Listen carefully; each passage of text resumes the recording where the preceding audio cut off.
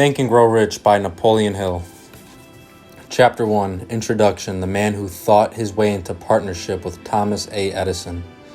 Truly, thoughts are things, and powerful things at that, when they are mixed with definiteness of purpose, persistence, and a burning desire for their translation into riches, or other material objects. A little more than 30 years ago, Edwin C. Barnes discovered how true it is that men really do think and grow rich. His discovery did not come about at one sitting. It came little by little, beginning with a burning desire to become a business associate of the great Edison. One of the chief characteristics of Barnes' desire was that it was definite. He wanted to work with Edison, not for him. Observe carefully the description of how he went about translating his desire into reality, and you will have a better understanding of the 13 principles which lead to riches. When this desire or impulse of thought first flashed into his mind, he was in no position to act upon it. Two difficulties stood in his way. He did not know Mr. Edison, and he did not have enough money to pay his railroad fare to Orange, New Jersey. These difficulties were sufficient to have discouraged the majority of men from making any attempt to carry out the desire. But his was no ordinary desire. He was so determined to find a way to carry out his desire that he finally decided to travel by blind baggage rather than be defeated. To the uninitiated, this means that he went to East Orange on a freight train. He presented himself at Mr. Edison's laboratory and announced he had come to go into business with the inventor. In speaking of the first meeting between Barnes and Edison, years later, Mr. Edison said, "He stood there before me, looking like an ordinary tramp, but there was something in the expression of his face which conveyed the impression that he was determined to get what he had come after." I had learned from years of experience with men that when a man really desires a thing so deeply that he's willing to stake his entire future on a single turn of the wheel, in order to get it, he is sure to win. I gave him the opportunity he asked for, because I saw he had made up his mind to stand by until he succeeded. Subsequent events proved that no mistake was made. Just what young Barnes said to Mr. Edison on that occasion was far less important than that which he had thought. Edison himself said so. It could not have been the young man's appearance which got him his start in the Edison office, for that was definitely against him. It was what he thought that counted. If the significance of this statement could be conveyed to every person who reads it, there would be no need for the remainder of this book. Barnes did not get his partnership with Edison on his first interview. He did get a chance to work in the Edison offices at a very nominal wage, doing work that was unimportant to Edison, but most important to Barnes, because it gave him an opportunity to display his merchandise where his intended partner could see it. Months went by. Apparently nothing happened to bring the coveted goal which Barnes had set up in his mind as his definite major purpose. But something important was happening in Barnes's mind. He was constantly intensifying his desire to become the business associate of Edison. Psychologists have correctly said that when one is truly ready for a thing, it puts in its appearance. Barnes was ready for a business association with Edison. Moreover, he was determined to remain ready until he got that which he was seeking. He did not say to himself, well, what's the use? I guess I'll change my mind and try for a salesman's job. But he did say, I came here to go into business with Edison, and I will accomplish this end if it takes the remainder of my life. He meant it. What a different story men would have to tell if only they would adopt a definite purpose and stand by that purpose until it had time to become an all-consuming obsession. Maybe young Barnes did not know it at the time, but this bulldog determination, his persistence in standing back of a single desire, was destined to mow down all opposition and bring him the opportunity he was seeking. When the opportunity came, it appeared in a different form and from a different direction than Barnes had expected. That is one of the tricks of opportunity. It has a sly habit of slipping in by the back door, and often it comes disguised in the form of misfortune or temporary defeat. Perhaps this is why so many fail to recognize opportunity. Mr. Edison had just perfected a new office device, known at that time as the Edison dictating machine, now the Ediphone. His salesmen were not enthusiastic over the machine. They did not believe it could be sold without great effort. Barnes saw his opportunity. It had crawled in quietly, hidden in a queer-looking machine which interested no one but Barnes and the inventor. Barnes knew he could sell the Edison dictating machine. He suggested this to Edison and promptly got his chance. He did sell the machine. In fact, he sold it so successfully that Edison gave him a contract to distribute and market it all over the nation. Out of that business association grew the slogan, made by Edison and installed by Barnes. The business alliance has been in operation for more than 30 years. Out of it, Barnes has made himself rich in money, but he has done something infinitely great. He has proved one really may think and grow rich. How much actual cash that original desire of Barnes has been worth to him, I have no way of knowing. Perhaps it has brought him $2 or $3 million, but the amount, whatever it is, becomes insignificant when compared with the greater asset he acquired in the form of definite knowledge that an intangible impulse of thought can be transmuted into its physical counterpart by the application of known principles. Barnes literally thought himself into a partnership with the great Edison. He thought himself into a fortune. He had nothing to start with except the capacity to know what he wanted and the determination to stand by that desire until he realized it. He had no money to begin with. He had but little education. He had no influence, but he did have initiative, faith, and the will to win. With these intangible forces, he made himself number one man, with the greatest inventor who ever lived. Now let us look at a different situation and study a man who had plenty of tangible evidence of riches, but lost it, because he stopped 3 feet short of the goal he was seeking.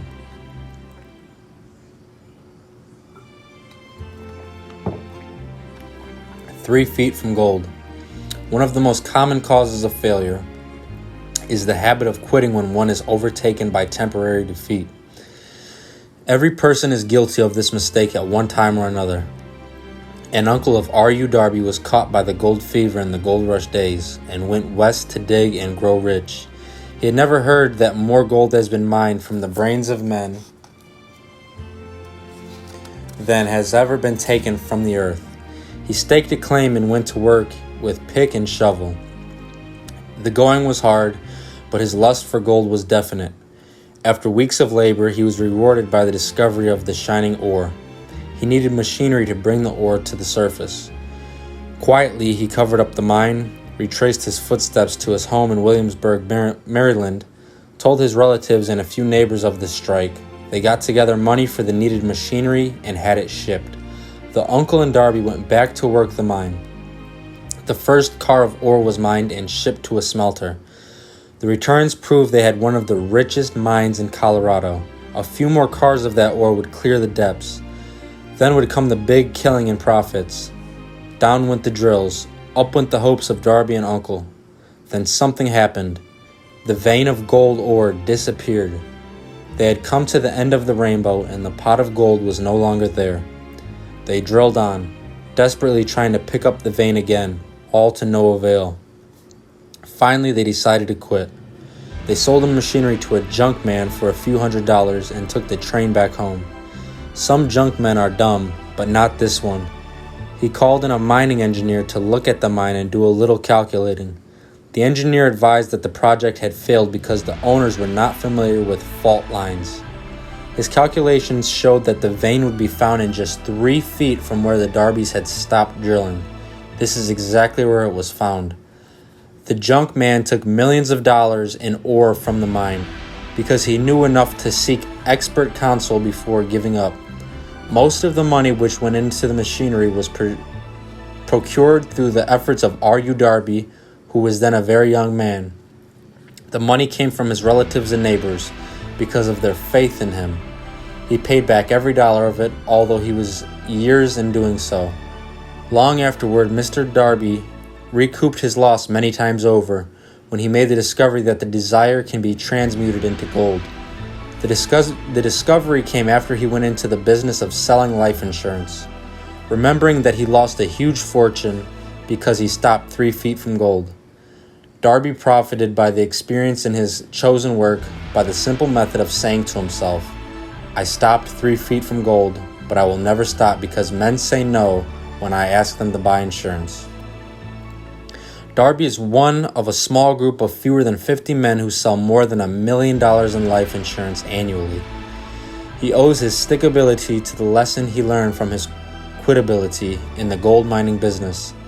Before success comes in any man's life, he is sure to meet with much temporary defeat and perhaps some failure. When defeat overtakes a man, the easiest and most logical thing to do is to quit.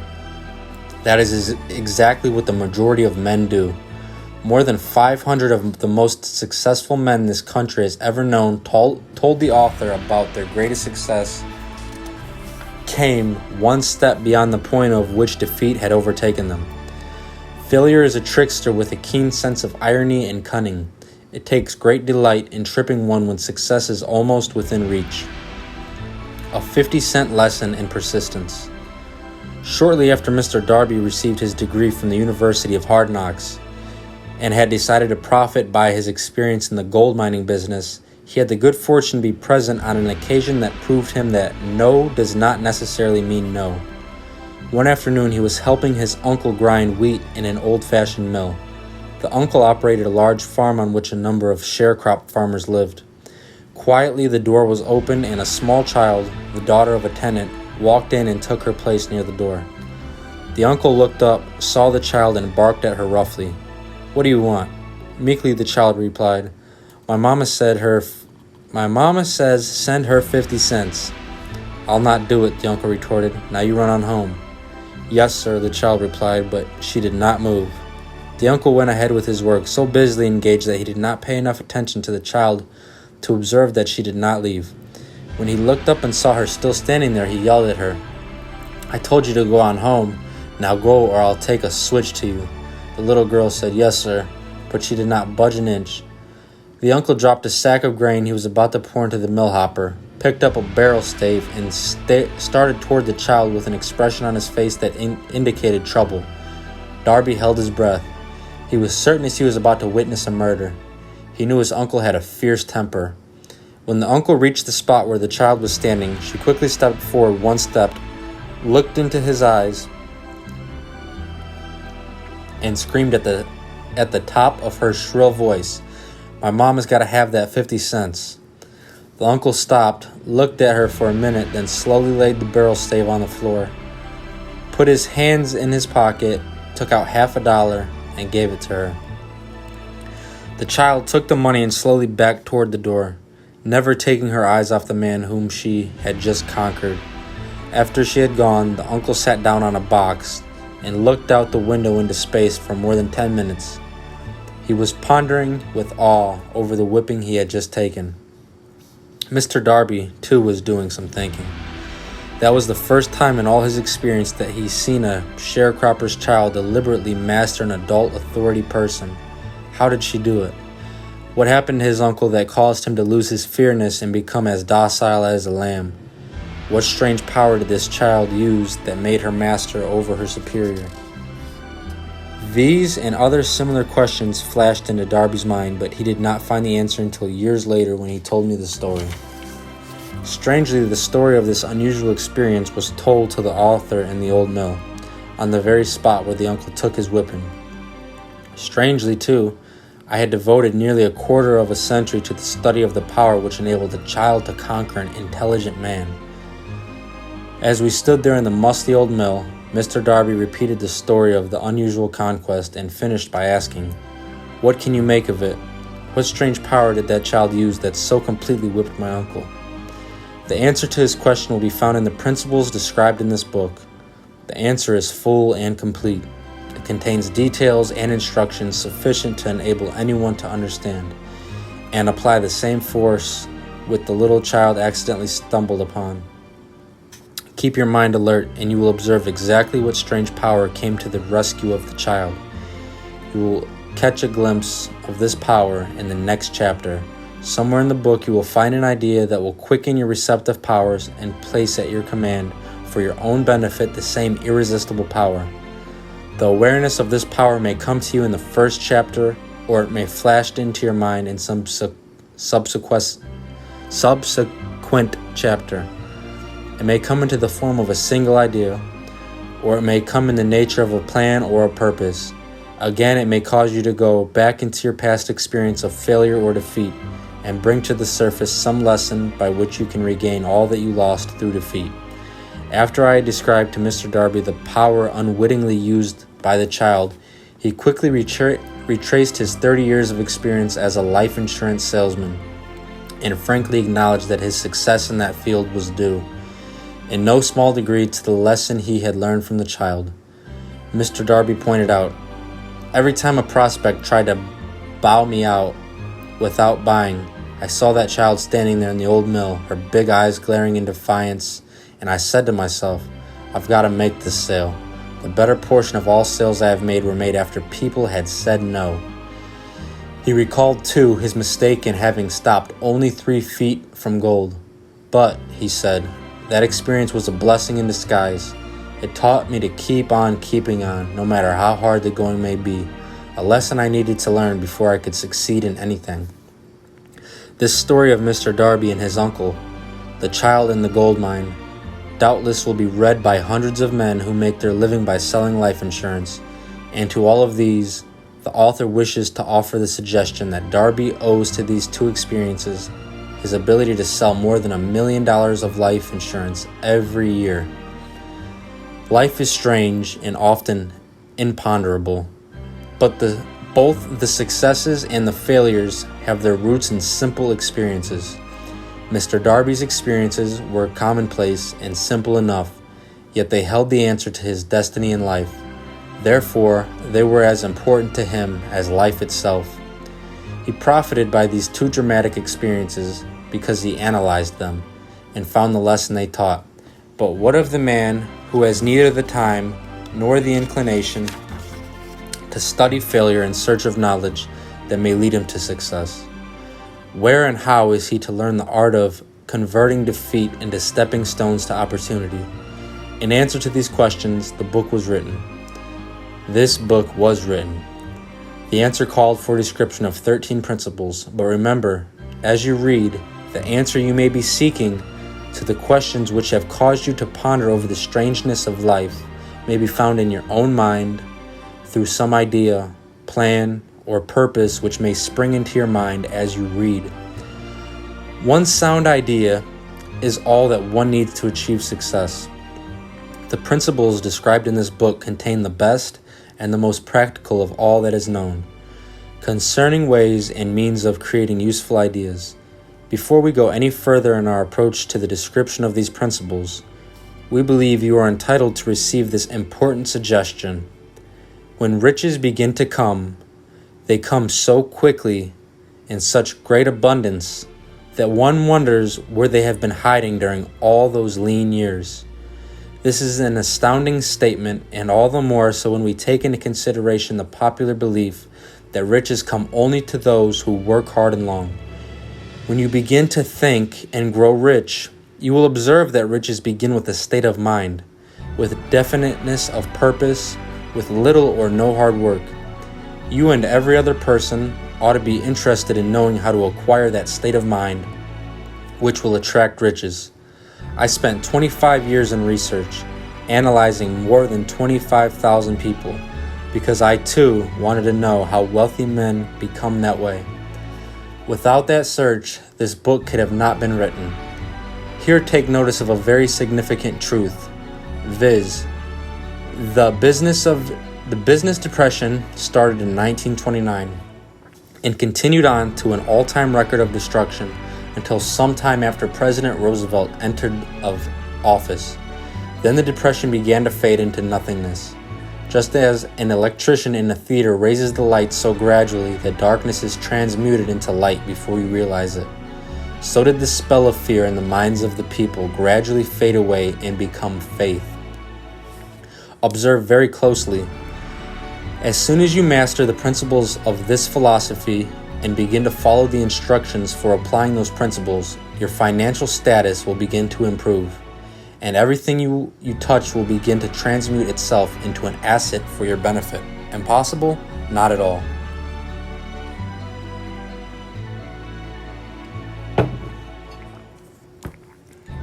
One of the main weaknesses of mankind is the average man's familiarity with the word impossible.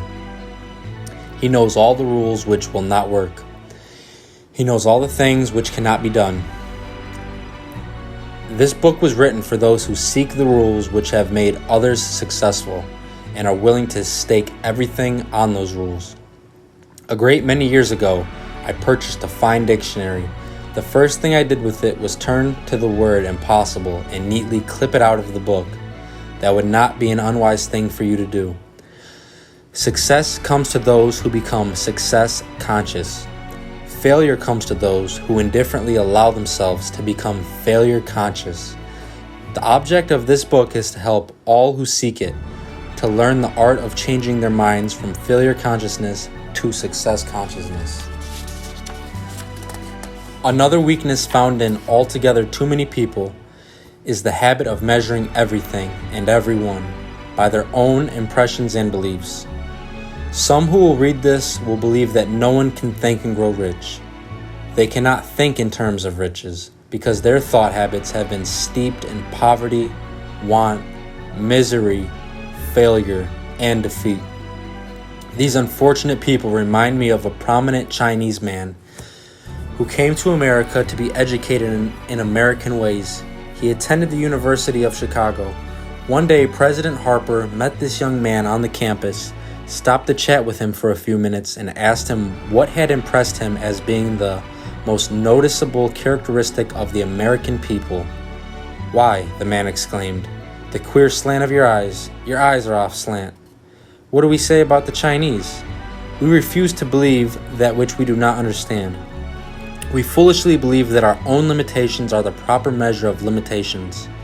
Sure, the other fellow's eyes are off slant because they are not the same as our own. Millions of people look at the achievements of Henry Ford after he has arrived and envy him because of his good fortune or luck or genius or whatever it is they credit for Ford's fortune. Perhaps one person in every 100,000 knows the secret of Ford's success, and those who do not know are too modest or too reluctant to speak of it because of its simplicity. A single transaction will illustrate the secret perfectly.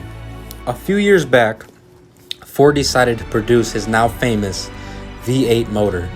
He chose to build an engine with the entire 8 cylinders cast in one block, and instructed his engineers to produce a design for the engine. The design was placed on paper, but the engineers agreed. To a man, that was simply impossible to cast an 8-cylinder gas engine block in one piece. Ford said, "Produce it anyway." "But," they replied, "it's impossible." "Go ahead," Ford commanded, "and stay on the job until you succeed, no matter how much time is required." The engineers went ahead. There was nothing else for them to do if they were to remain on the Ford staff. 6 months went by, nothing happened. Another 6 months passed, and still nothing happened. The engineers tried every conceivable plan to carry out the orders. But the thing seemed out of the question, impossible. At the end of the year, Ford checked with his engineers, and again they informed him they had found no way to carry out his orders. "Go right ahead," said Ford. "I want it and I will have it." They went ahead, and then, as if by a stroke of magic, the secret was discovered. The Ford determination had won once more. The story may not be described with minute accuracy, but the sum and substance of it is correct. Deduce from it, you who wish to think and grow rich, the secret of the Ford millions if you can. You'll not have to look very far.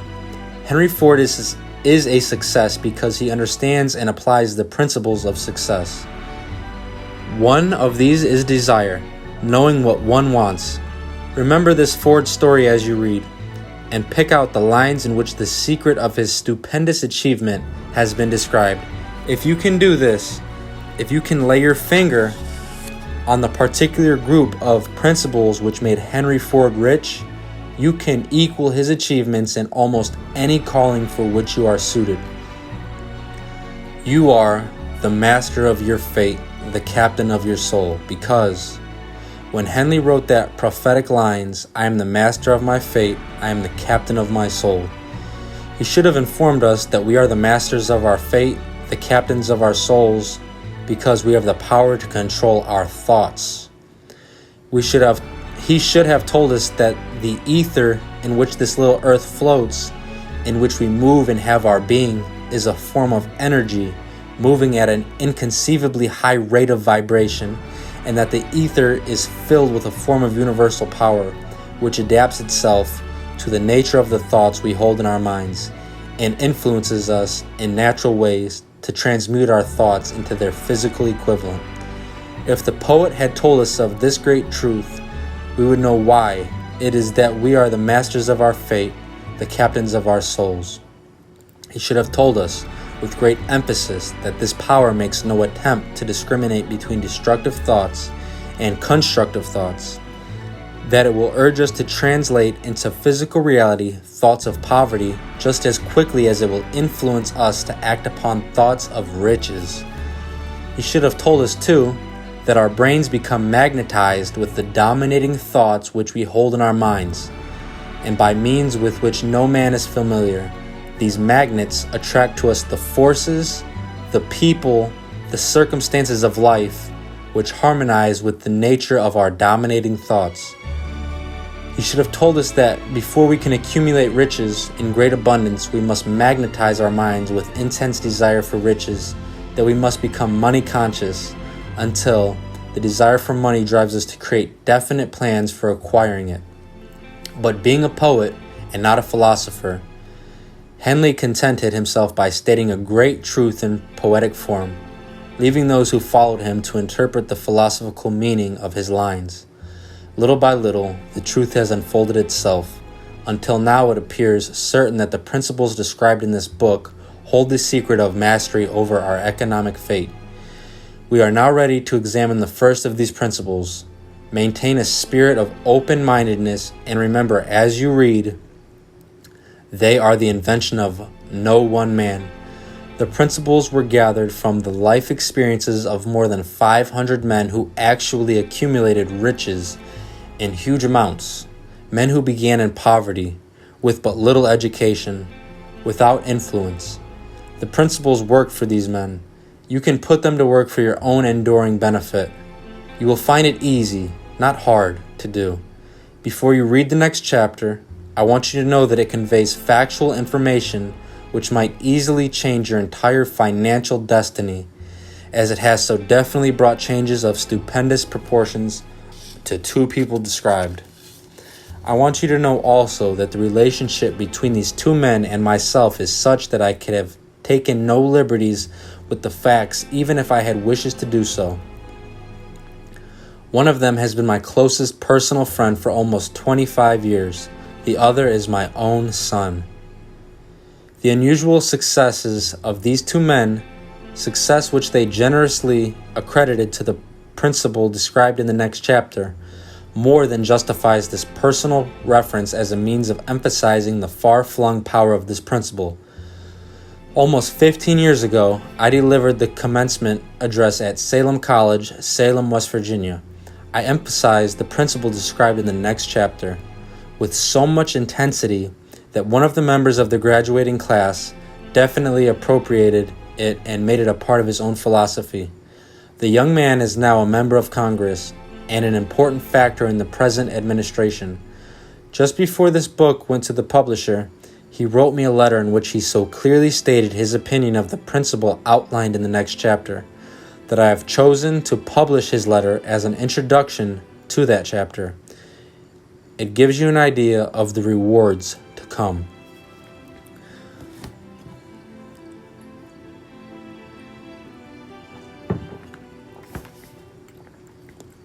My dear Napoleon, my service as a member of Congress, having given me an insight into the problems of men and women, I am writing to offer a suggestion which may be helpful to thousands of worthy people. With apologies, I must state that the suggestion, if acted upon, will mean several years of labor and responsibility for you.